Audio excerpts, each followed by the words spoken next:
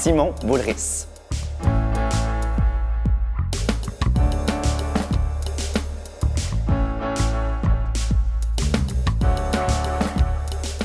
Avec Peroxyde, on se retrouve en février 2010.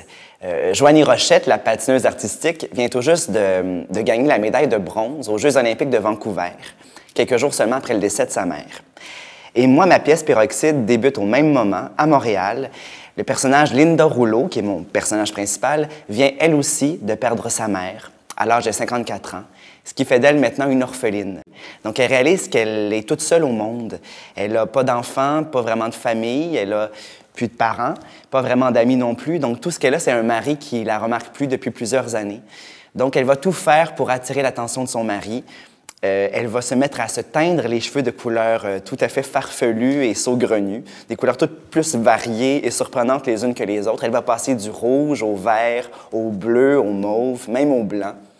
Et tout ce que ça va lui apporter, en fait, c'est le mépris de son mari et un congédiement à la Caisse populaire, là où elle travaille. Et parallèlement à cette histoire-là, c'est celle aussi d'un coiffeur, de son coiffeur, son coloriste, qui s'appelle Pierre-Luc, qui vit une relation charnelle avec un culturiste amateur. Et c'est un chassé-croisé, donc tous les personnages se croisent et ont tous des liens entre eux.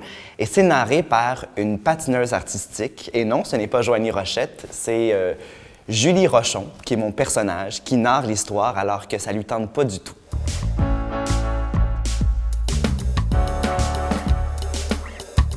Bien, quand j'écris, j'ai tendance à m'inspirer un peu de mes amis, de ma famille, tout ça, et de moi, entre autres.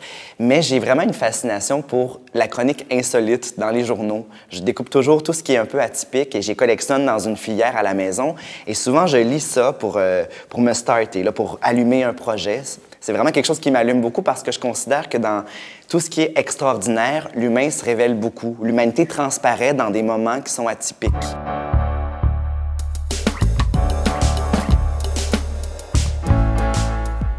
Bien, pour moi, dramaturgie en dialogue, c'est d'abord et avant tout une belle opportunité.